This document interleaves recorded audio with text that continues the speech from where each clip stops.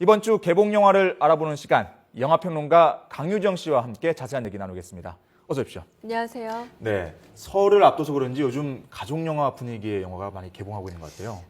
만약에 영화 제작자 입장에서는 좀 아쉬울 것 같아요. 왜냐하면 다양한 영화가 그래도 꽤 수준이 있는 영화들이 한꺼번에 개봉을 해서 네. 혼자 독주하는 아하. 분위기는 아닌 것 같지만 관객 입장에서는 굉장히 반갑습니다. 네. 어떤 영화를 선택할지 좀 행복한 고민을 할 수 있는 설 연휴가 될 것 같아요. 그러면은 하나씩 한번 살펴보죠. 일단 수상한 그녀, 심은경 씨 왠지 좀 연기가 심상치 않다는 생각을 많이 했었거든요. 사실은 써니에서도 빙의 된 어떤 연기를 보여줘서 그러니까요. 와, 저 친구 어린데 연기 참 귀엽고 그리고 잘한다라는 생각이 들었는데요. 이번 영화의 만약 흥행 혹은 성공은 바로 이 심은경 씨가 얼마나 연기를 아하. 잘하느냐에 달려있다고 할 만합니다. 왜냐하면 남은희 씨가 70세가 넘은 노인인데 청춘사진관이라는 사진관에 영정사진을 찍으러 들어갔다가 네. 마법 같은 사건을 거쳐서 20살로 되돌아오는 얘기입니다. 네. 그래서 심은경 씨가 정신연령은 70대 이상, 아하. 몸은 20대. 그러다 보니까 행동이라던가 말투는 70대를 보여줘야 되고 어떤 움직임은 20대라는 건데 이 미묘한 연기를 아하. 해내고 있어요. 그래서 잘했나요, 연기를? 네, 아주 잘하고 있습니다. 그래서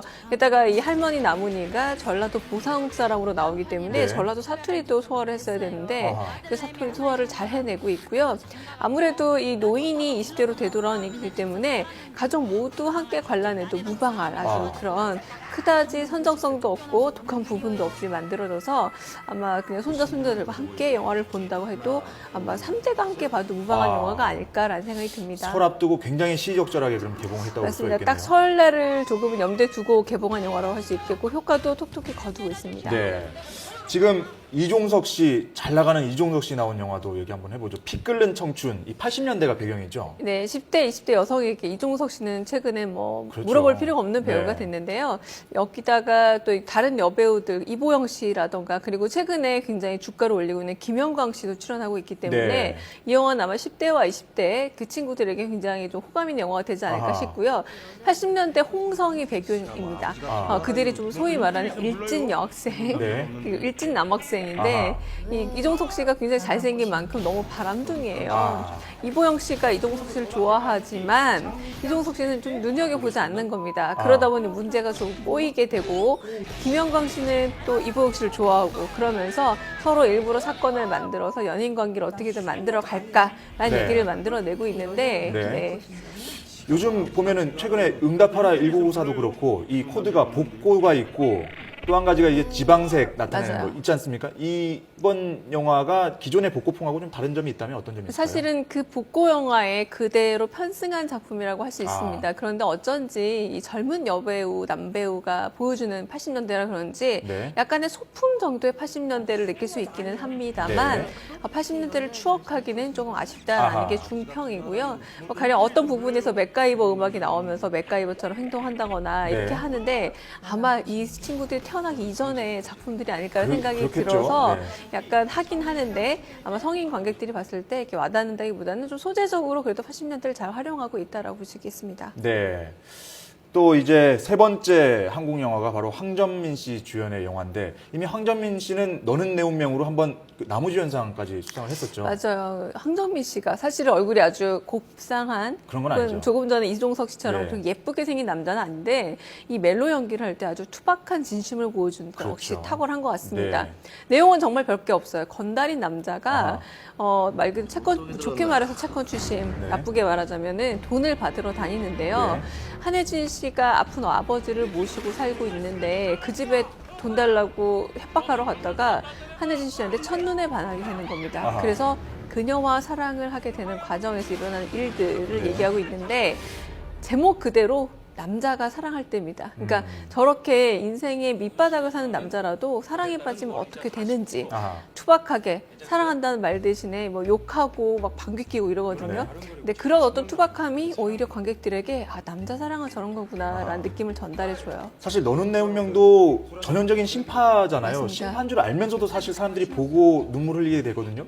이 영화도 약간 그런 코드인가요? 황정민 씨가 관객을 울리는 게 아니라 네. 어떻게 되냐면 자신 눈물을 참는 연기를 계속 보여주니까 관객들이 오히려 같이 목을 때가 좀 조이는 듯한 느낌에 꺽꺽 울게 되는 그런 영화입니다. 그러니까 제가 남자가 사랑할 때란 말을 강조한 게 뭐냐면 일부 영화들처럼 나는 이래서 널 사랑해서 이렇게 우는 게 아니라 남자는 슬플 때도 눈물을 참는 거야 라는 식의 연기를 황정민 씨가 정말 제대로 해내고 있고 그래서 뻔한 내용임에도 불구하고 황정민 씨 연기만으로 볼만한 영화가 됐습니다. 황정민 씨와 호흡을 맞춘 한혜진 씨 지금 기성용 선수와 결혼해서 첫 번째 지금 데뷔 영화 작품인데 두 사람 호흡은 좀 어떤가요? 일단 장단점이 있습니다. 장점은요. 한혜진 씨가 정말 예쁘게 나옵니다. 저렇게 아름다운 나라 생각이 들 정도로. 네. 두 번째는 아무래도 황정민 씨가 주연이고 황정민 씨 연기 위주로 가다 보니까 사실은 조금은 정확한 배역이 뭔지 조금 짐작하기 어렵다. 연기를 잘한다 못한다라고 평가하기에 너무 어떤 분량이 작다라고까지 표현이 돼서 네. 이 두 사람의 연기 호흡에 있어서는 조금 확실히 무게가 기운다라고 할 수 있겠습니다. 알겠습니다. 지금 만찬이라는 영화도 꽤 지금 입소문을 타고 있어요. 그 지난 부산국제영화제에서도 네. 초청작이었는데 네, 어떻습니까? 굉장히 어려운 시기, 사실은 큰 영화들이 개봉하는 시기에 개봉한 독립영화를 할 수 있겠는데요. 이번에는 그러니까 소박한 가정이 꿈꾸는 게 바로 뭐냐. 모두 가족들이 둘러앉아서 걱정 없이 한 끼를 먹는 거다라는 게 바로 이 김동현 감독의 생각입니다. 왜냐하면 첫째는 정리해고를 당하고 네. 둘째는 뭔가 사고가 나고 그리고 여동생은 몸이 아프고 이런저런 상황 속에서 단 한 번도 밥을 편하게 먹을 수 없는 이 가족들 얘기. 그런데 이 가족에게 급하게 일어난 일 같지만 어떤 점에서는 어느 가정에서나 정리해고의 문제가 있을 수 있고 하나 정도는 아픈 가족 혹은 그리고 또 직장을 구하지 못한 실업 문제 이런 현실적인 문제를 다루고 있는데 아까 잠깐 나왔던 첫째 아들을 맡은 정혜엽 씨가 연기를 정말 탁월하게 보여주고 있어서 조금은 무겁지만 현실을 돌볼 수 있는 그런 작품으로 완성이 됐습니다. 설날 맞아서 좀 너무 가볍지 않지만 그래도 좀 진지하게 생각할 수 있는 그런 네. 영화로 한번 볼 수도 있겠네요. 네. 외국 영화는 지금 류백송 감독 연출하고 또 마틴 스콜세지 감독의 또 여러 유명한 배우들이 나온 영화가 있더라고요. 로버트 드니로가 나온다, 네. 미셸 파이퍼가 나온다. 이것만으로 아마 올드 팬들이 굉장히 환호할 만한 포스터가 벌써 번쩍번쩍거리더라고요. 맞습니다. 네. 게다가 배역들이 제대로 잘 정해지니까 류배성 감독이 원래는 감독까지는 안 하려고 했는데 네. 이거 내가 해보고 싶다라고 해서 감독을 맡았대요. 그리고 마틴 스콜세지 감독은 제작을 맡았는데 이렇게 보시면 됩니다. 어마어마한 마피아 집안이에요. 네. 총 들고 싸우는 게 일이었는데 지금 조직의 어떤 비밀을 이렇게 CIA 쪽에 밀고를 하다 보니까 쫓기게 돼서 프랑스의 시골 마을로 조용히 와서 숨기고 위장하고 살아가고 있는데 이번에 마피아들이 아니라 주변 이웃들이 이들을 좀 깔보기도 하고 신경을 계속 거슬리니까 슬슬 성격이 나오는 그런 게 재미있는 부분들입니다. 네. 로버트 드니로나 미셸 파이퍼가 도저히 안 되겠다, 이 이웃들 청마셔서 안 되겠다라고 하면서 마피아 본성을 살리는 그런 내용들이 좀 재미있는 코믹 코드가 됩니다. 스릴러는 아니고 좀 재밌는 영화네요. 맞아요. 그러니까. 코미디라고 할 수 있습니다. 네.